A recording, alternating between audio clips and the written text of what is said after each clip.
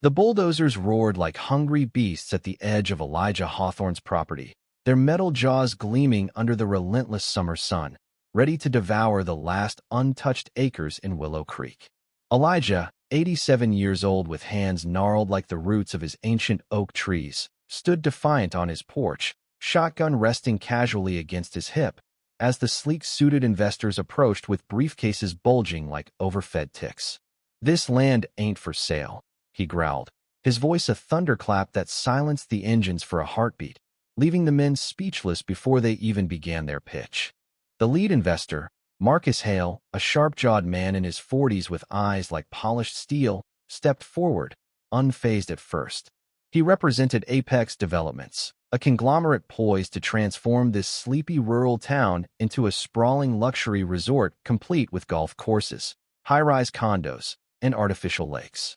"Mr. Hawthorne, we're offering you $5 million, triple the market value. Think of what that could mean for you at your age. Comfort, security, a legacy for your family." Elijah's eyes narrowed, memories flooding back like a river breaching its banks. He hadn't always been this solitary figure. Once, this land echoed with laughter, love, and the promise of forever. Elijah's mind drifted to 1945, when he returned from the war, a young man of 23, scarred but alive. The world had been in ruins, but this patch of earth in Willow Creek was his salvation. He bought it with his veteran's payout, a modest 40 acres of fertile soil bordered by a winding creek and dense woods. It was here he met Clara, the girl with fire-red hair and a spirit as wild as the mustangs that once roamed these hills.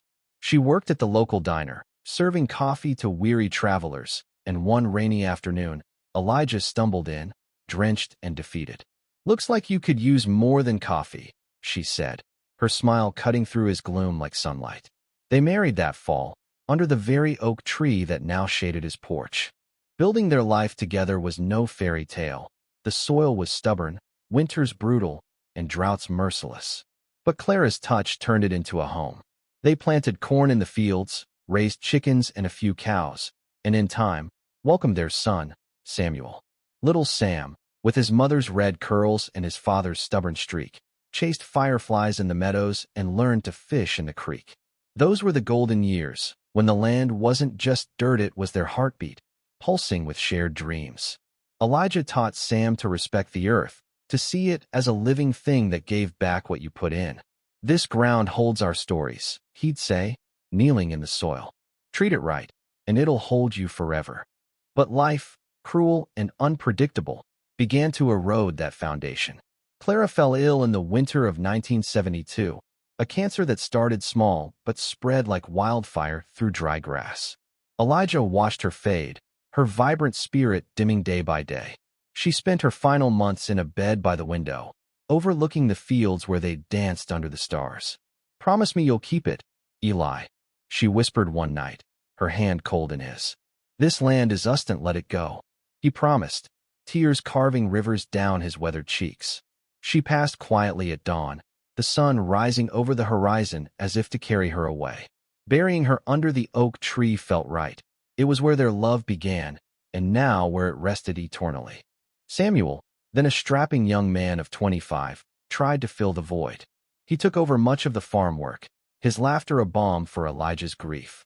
But the Vietnam War called, and Sam answered, drafted into a conflict that swallowed young men whole.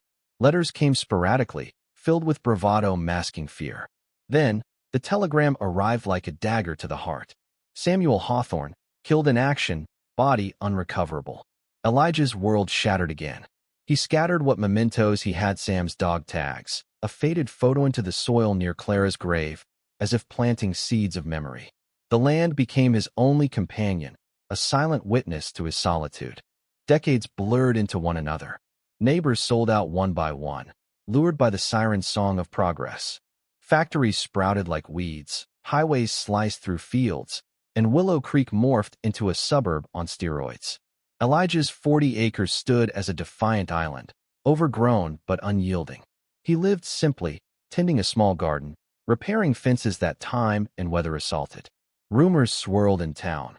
The old man was crazy, hoarding gold, or perhaps hiding something sinister. But Elijah knew the truth. This land held his heart, broken pieces buried deep.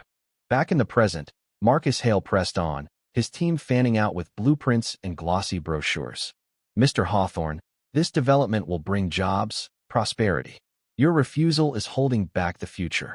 Elijah chuckled, a dry, rasping sound. Future? Son, I've seen futures come and go. This ain't about money. He gestured to the fields, where wildflowers bloomed defiantly amid the weeds. This is about roots deeper than any skyscraper. As the sun dipped lower, casting long shadows, a young woman approached from the investor's side.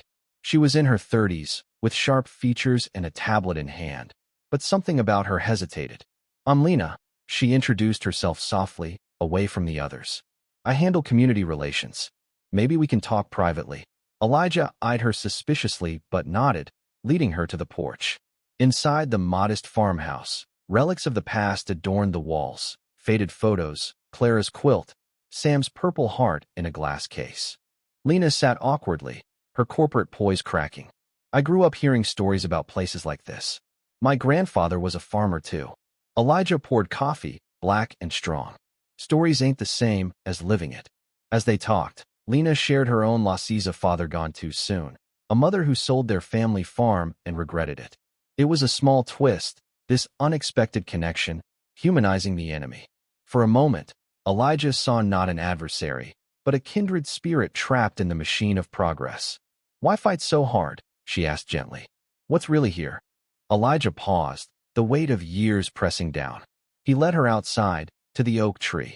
Clara's here, he said simply, pointing to the unmarked spot. And pieces of Sam. This land ain't just mine, it's theirs. Lena's eyes widened, the corporate veil lifting to reveal empathy. She touched the bark, as if feeling the pulse of history. I didn't know. Back with the group, she whispered to Marcus, but he dismissed her. The pressure mounted. Offers climbed to 7 million, then threats of eminent domain loomed. Night fell, and the investors retreated to their hotel, plotting next moves. Elijah sat alone on the porch, stars wheeling overhead like old friends. He wondered if he could hold out forever, if his stand was selfish or sacred. Little did he know, Lena's conversation had planted a seed of doubt in her own heart, one that might bloom into something unexpected. The next morning brought more tension. Trucks idled, surveyors marked boundaries, and lawyers arrived with papers. Elijah stood his ground, but fatigue etched deeper lines on his face. You think you can buy memories? He shouted. Marcus smirked. Memories don't pay bills, old man. Then, the twist arrived unannounced at a battered pickup truck rumbling up the dirt road. Out stepped a man in his 50s, weathered like Elijah but with a familiar spark in his eyes. Grandpa, he called, voice cracking. Elijah froze, the world tilting. It was Thomas, Samuel's son, Elijah's grandson, whom he thought lost forever. Sam had fathered a child before shipping out, but the mother, ashamed, had fled town, raising Thomas in secrecy far away. Thomas had only recently learned the truth through old letters discovered in his late mother's attic. I came as soon as I could, Thomas said, embracing Elijah with trembling arms. The investors watched, baffled, as family reunited under the oak. Thomas, a historian by trade, revealed he'd been researching the land's history. This isn't just family ground, Grandpa. During the Civil War, it was a stop on the Underground Railroad. Runaways hid in these woods, found freedom here. It's heritage protected if we fight for it. The revelation rippled through the group. Lena, emboldened, pulled up records on her tablet. He's right. Historical significance could halt development. Marcus's face paled, investors murmured. Elijah, tears streaming, looked at Thomas. You're the future I thought was gone. As the day wore on, negotiations shifted. Thomas's presence added weight, his stories breathing life into the land's legacy. Elijah shared more how Clara had tended to neighbors during the Great Depression, turning the farm into a communal haven. The twist of Thomas's arrival not only mended Elijah's broken family, but challenged the investors' worldview. One by one, they saw beyond dollars, the value of history, connection, humanity. By evening, Marcus called a halt. We'll reconsider, he muttered, but his tone hinted at retreat. Elijah and Thomas sat by Clara's grave, sharing stories under the stars. For the first time in years, Elijah felt hope bloom like spring flowers. The land would endure, a testament to love's unyielding grip. The standoff lingered into the following week, with media helicopters buzzing overhead like vultures sensing drama. Willow Creek's sleepy streets buzzed with gossip, locals divided between those craving economic boom and others rallying behind Elijah's quiet rebellion. Banners appeared on fences. Save Hawthorne Farm. Petitions circulated online, turning a personal battle into a community crusade. Elijah, bolstered by Thomas's presence, found renewed strength. Mornings began with coffee on the porch, grandfather and grandson bridging decades of lost time. Thomas dove into archives, unearthing documents that painted the land as more than soil. It was a canvas of American resilience. "Look here," he said one afternoon, spreading yellowed maps across the kitchen table. In 1863, abolitionists used these woods as a safe house. Dozens escaped slavery through hidden trails right under our feet. Elijah traced the lines with a finger, all mixing with pride. Clara always said this place had ghosts, kind ones, watching over us. The discovery fueled legal filings for historical protection, stalling Apex's plans. Lena returned, this time without her corporate armor. "I couldn't stay away," she confessed, joining them for dinner. Her twist deepened. She revealed her own ancestry tied to the Underground Railroad, a distant relative who aided escapes. "This fight, it's personal for me too." Her expertise became an asset, connecting them with preservationists and lawyers. Together, they formed an unlikely alliance: the old farmer, the long-lost grandson, and the reformed executive. Marcus Hale, however, wasn't one to surrender easily. He orchestrated a town hall meeting, flashing PowerPoints of promised riches: new schools, jobs, tax revenue. "Progress isn't the enemy," he argued to a packed auditorium.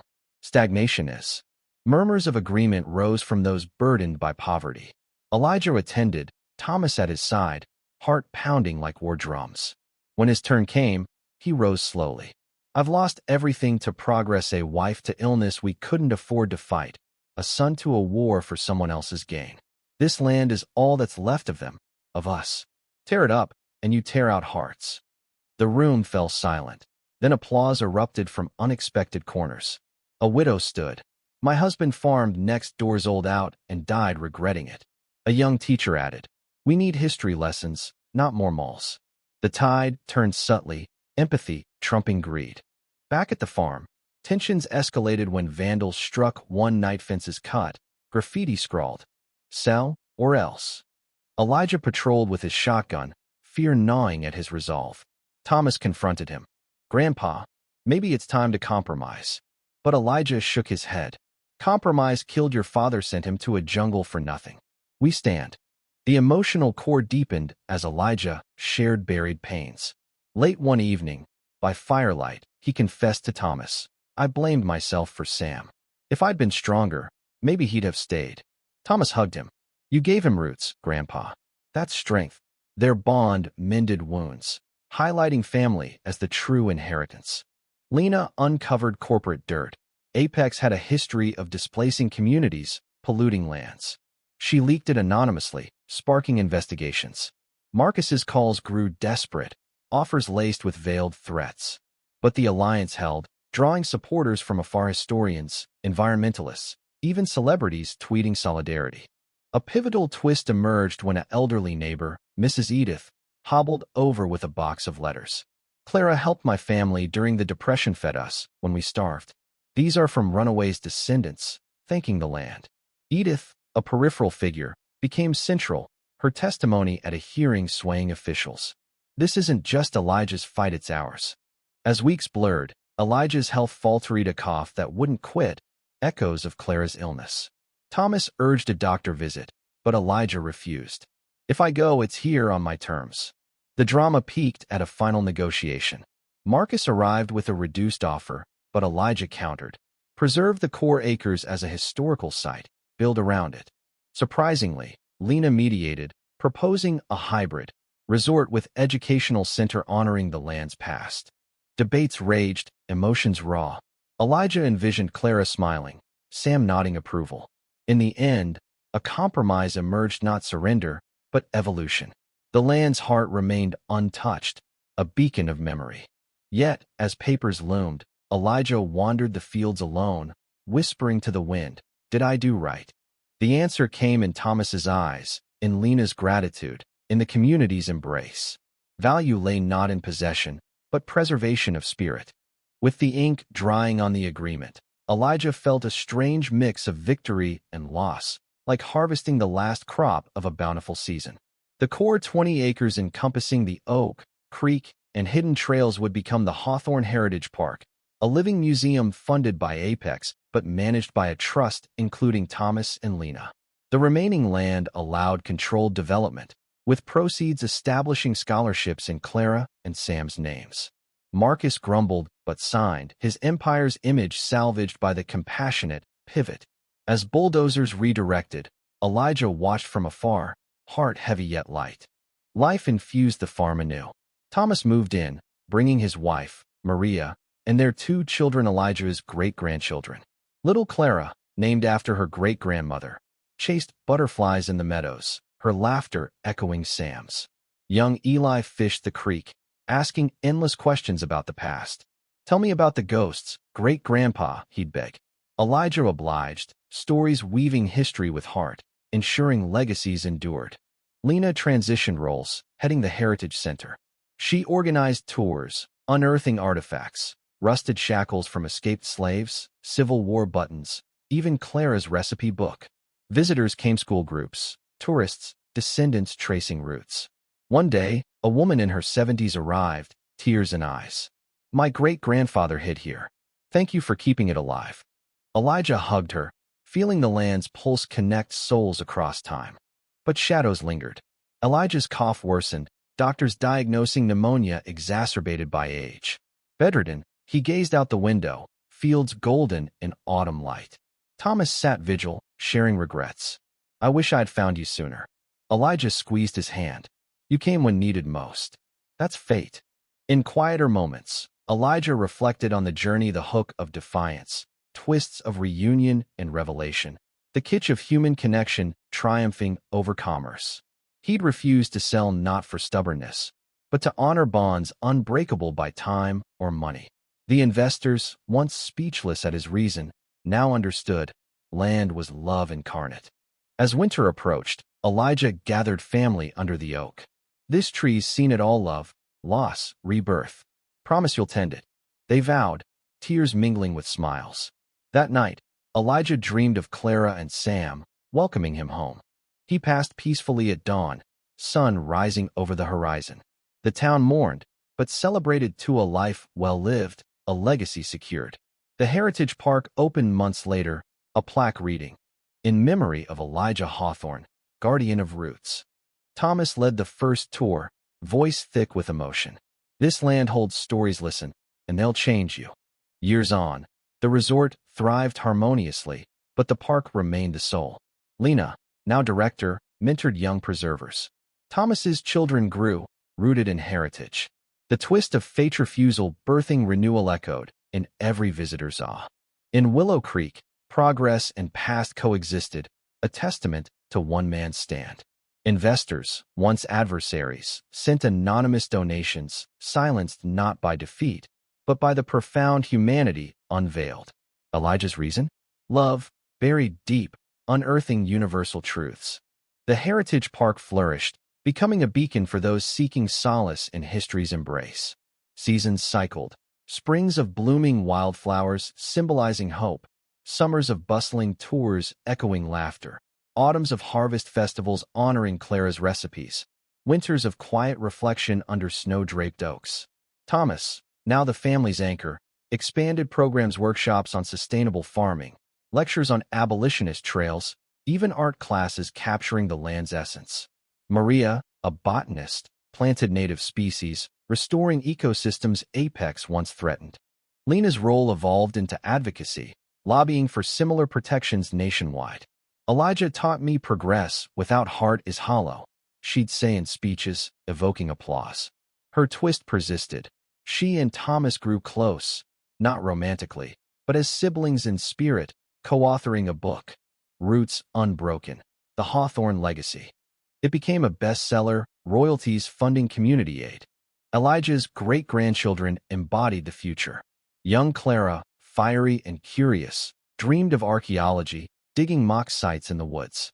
Eli, thoughtful and strong, volunteered at the center, guiding tours with tales spun from Elijah's words. Great-grandpa refused to sell because this land is family. He'd explain, eyes shining. Their innocence amplified the narrative's humanity, reminding all that legacies are for the living. Occasional challenges arose. A new developer eyed adjacent lots, but the community, empowered by Elijah's example, rallied.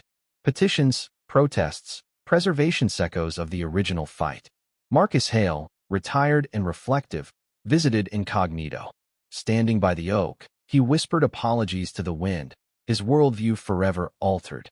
"You were right, old man," he admitted to no one. One poignant evening, Thomas uncovered a hidden journal in the attic. Elijah's private writings. Pages chronicled joys and sorrows, Clara's first kiss, Sam's birth, wartime horrors, post-war healing. "This land saved me," one entry read. "May it save others." Sharing excerpts at a memorial event, tears flowed freely, binding attendees in shared emotion. The story's kitsch resonated globally. Documentaries filmed, inspiring similar stands from indigenous lands to urban green spaces. Elijah's refusal, once local lore, became a parable of resilience, proving one voice can silence greed's roar. As years passed, Thomas aged gracefully, passing the torch to Clara and Eli. The park endured, a living monument. In quiet moments, visitors swore they felt presences: Clara's warmth, Sam's courage, Elijah's defiance. The land whispered, "Hold on to what matters." Ultimately, the reason that left investors speechless wasn't buried treasure or stubborn pride, but something profounder: the unbreakable threads of love, history, and humanity woven into every grain of soil. Elijah's legacy taught that true value lies not in what we own, but what we cherish and pass on. In Willow Creek, under the eternal oak, the story lived on, a heartfelt reminder that some things are worth refusing to sell.